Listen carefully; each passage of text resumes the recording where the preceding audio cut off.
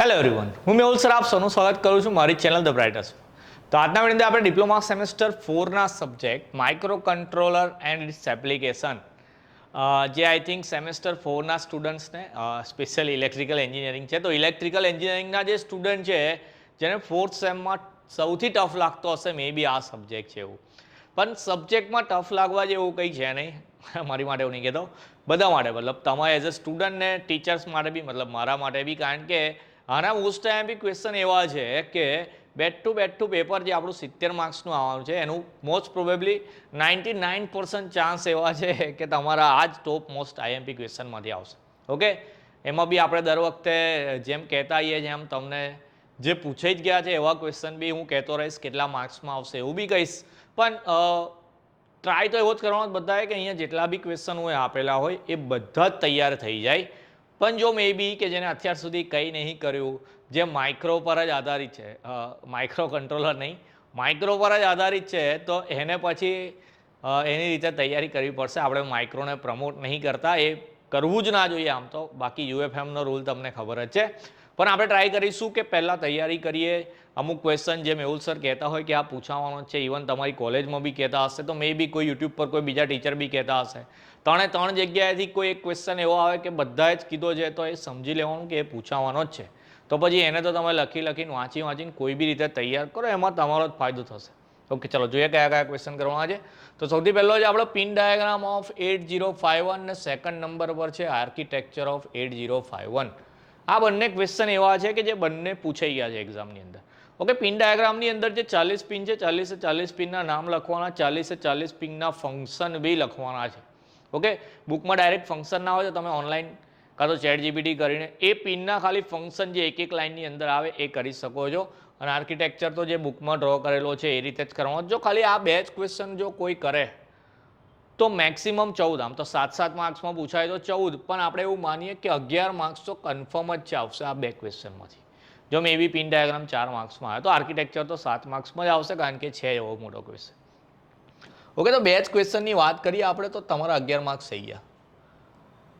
ચલો એના ભાઈ નેક્સ્ટ થર્ડ નંબરનો છે આપણો internal RAM diagram of micro controller 8051. તો માઇક્રો કંટ્રોલર 8051 છે, એની રેમ, આંતરિક રેમ છે, એની ગોઠવણી કેવી રીતે થાય, એક પેલી પિલ્લર જેવી આકૃતિ આપેલી છે એ કરવાની છે. એના પછી સ્પેશિયલ ફંક્શન રેજિસ્ટર્સ એટલે કે એસએફઆર્સ વાળા ક્વેશ્ચન જે આપણા 21 કંઈક આપેલા છે સમથિંગ, એ એસએફઆરનું નામ, એડ્રેસ, એનું ફંક્શન લખવાનું છે આપણે. Explain port 0 and port 1 with diagram. તો જે પોર્ટ છે આપણા 4, 0, 1, 2, 3, એમાંથી 0 અને 1ને આકૃતિ સાથે સમજાવવાનું. લગભગ 0 અને 1ની આકૃતિ ઓલમોસ્ટ સેમ જ છે બંને. એના પછી 6 નંબર પર છે ક્લાસિફિકેશન ઓફ માઇક્રો કંટ્રોલર 8051 એટલે કે 8051નું વર્ગીકરણ, 3 કે 4 માર્ક્સમાં આવશે.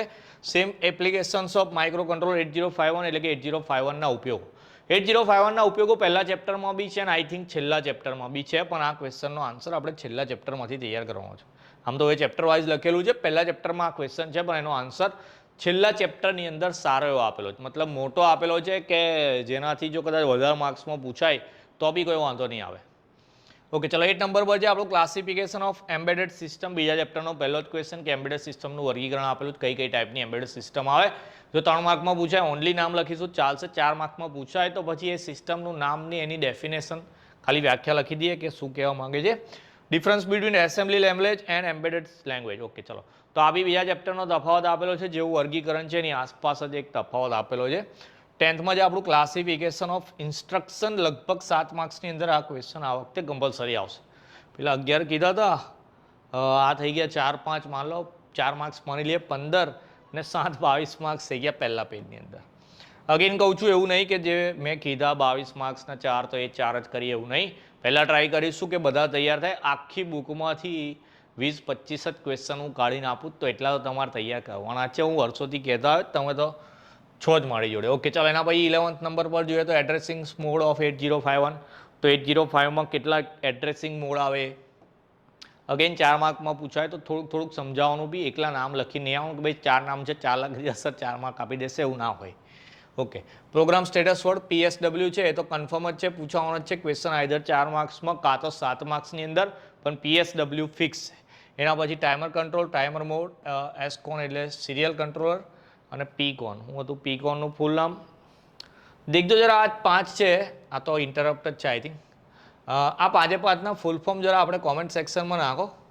કોઈ મરી ગયો હોય, જે ભૂલી ગયો હોય તો એને યાદ આવી જાય. અમુક વસ્તુ કોમેન્ટમાં દેખીએ, કોઈક સ્ટુડન્ટ જોઈને જાય તો એને એક્ઝામમાં એ બી યાદ આવી જતું હોય. તો કોઈની હેલ્પ કરી લઈએ આપણે, મારી બી થોડી હેલ્પ થઈ જાય. આ પાંચે પાંચના ફૂલ ફોર્મ જરા કોમેન્ટ સેક્શનમાં નાખી દેજો. પાંચે પાંચ ક્વેશ્ચન તૈયાર બી કરવાના છે આપણે. તો આજે પાંચે પાંચ જે આપણા રજિસ્ટર છે એવું માનો, તો એ રજિસ્ટરમાં કેટલા બીટ્સ આવે, કયા બીટ પર કયા નંબર પર શું લગાવેલું હોય, એનું ફંક્શન એનું નામ જે છે એ તૈયાર કરવાનું છે આપણે આની અંદર. ટાઈપ્સ ઓફ ઇન્ટરપ્ટ છે, આ ક્વેશ્ચન બી ફિક્સ જ છે, જીટીયુમાં આવવાનો છે. જેમાં સ્ટાર કરવું જોઈએ ફિક્સ જ છે. યાદ રાખી લેજો, આ ક્વેશ્ચન કમ્પલસરી કરવાના જે મેં કીધા છે, આમ તો બધા જ કરવાના છે. અગેન હું વારા ફરતી એવું બોલ્યા જ કરીશ, પણ જેમાં સ્ટાર કરું એટલે સમજવાનું કેક વધારે ઇમ્પોર્ટન્ટ હશે. ઓકે, ચાલો. Interfacing of LED with 8051, interfacing of 7 segment display અને ઇન્ટરફેસિંગ ઓફ એલસીડી. તો આપણી 8051 જે આપણું કંટ્રોલર છે એની સાથે આઈધર એલસીડી કનેક્ટ કરવી છે, એલઈડી કનેક્ટ કરવી છે કે 7 સેગમેન્ટ ડિસ્પ્લે જે આપણી ડિજિટલ ડિસ્પ્લે આવે એ ડિસ્પ્લે કનેક્ટ કરવી છે. તો કેવી રીતે કરીશું, એના કયા પિન સાથે કનેક્ટ કરવાનું, એ વાળો ક્વેશ્ચન છે આપણો. ચલો એના પછી જોઈએ નેક્સ્ટ. તો 22માં છે interfacing of DAC, digital to analog converter. Okay, ચાલો. એલસીડી એલઈડી 7 સેગમેન્ટ ડિસ્પ્લે જોડી એવી રીતે સેમ ડીએસસીને કનેક્ટ કરવું છે. તો કેવી રીતે, difference between micro processor controller, 4 માર્ક્સમાં કન્ફર્મ જ છે, આ પ્રશ્ન આવવાનો જ છે. એના પછી 24 વાળો ક્વેશ્ચન બી કન્ફર્મ જ છે. Temperature control using 8051. 8051ની મદદથી તમે કઈ રીતે ટેમ્પરેચર કંટ્રોલ કરી શકો છો. એના પછી જીએસએમ મોડ્યુલ છે, 26માં સોલાર ટ્રેકર અને 27માં સ્ટેપર મોટર.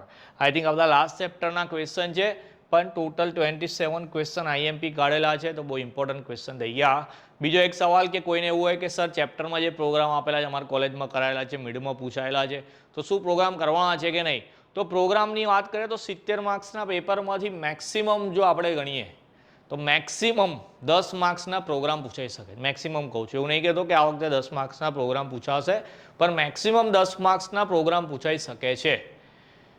ઓરમાં બી નીકળી શકે છે, ચાન્સીસ એવા બી છે. પણ એવું માની લઈએ કે 4 થી લઈને 7 માર્ક્સના પ્રોગ્રામ એવા હશે કે મે બી એને આપણે ઓરમાં બી નહીં છોડી શકીએ. મે બી કદાચ પ્રોગ્રામના અથવા પ્રોગ્રામમાં બી હોય. તો જેને પ્રોગ્રામ ના કરવા હોય, જેને પ્રોગ્રામ ના સમજ પડતા હોય, તો એને એવું માનીને ચાલવાનું કે આપણું પેપર 63 માર્ક્સનું છે. તો તમે 63માંથી 63 લાવવાની કોશિશ કરો, પ્રોગ્રામને સ્કીપ કરો તો બી ચાલશે. એવું નહીં કહેતો, હું પ્રમોશન નહીં કરતો કે પ્રોગ્રામ નથી જ કરવાના. પ્રોગ્રામ કરો તો બેસ્ટ છે, કારણ કે સબ્જેક્ટ છે પ્રોગ્રામિંગનો, તમારી કોલેજમાં કરાયેલા. પ્રોગ્રામ હું નહીં કરાવી શકતો, એ તો તમારે પેલી કોમ્પ્યુટર પર લેબમાં કરવાના હોય. તો જો પ્રોગ્રામ કરાયેલા હોય કોલેજમાં, તો તમને આવડતા હોય તો પછી પ્રોગ્રામ કરવાના છે. એમાં બી તમે જે 6 સેમનો જે સબ્જેક્ટ હતો આપણો, હા, માઇક્રો પ્રોસેસર કંટ્રોલરવાળો, એની અંદર જે પ્રોગ્રામ પૂછાયેલા છે એવા પ્રોગ્રામની પ્રિપરેશન કરીને જાઓ તો ચાલશે. ઓકે, તો આ હતા આપણા માઇક્રો કંટ્રોલરના મોસ્ટ એમપી ક્વેશ્ચન. આટલા ક્વેશ્ચન તમારી પાસે આવે એટલે ફરી એકવાર કહું છું, શેર કરી આપવાનું. વધારે બીક બધાને આ સબ્જેક્ટમાં જ લાગતી હોય, અને વિડીયો જોયા પછી જો એ બીક થોડીક ડાઉન થઈ હોય તો કોમેન્ટ સેક્શનમાં બી બતાવજો, અને વિડીયો લાઇક કરી લેજો. પહેલી વાર કહું છું એવું, તો પછી આ વખતે કરી લેજો. તો મળી આવે નેક્સ્ટ વિડીયોમાં. ત્યાં સુધી તમારું ધ્યાન રાખજો. જય હિન્દ, જય ભારત.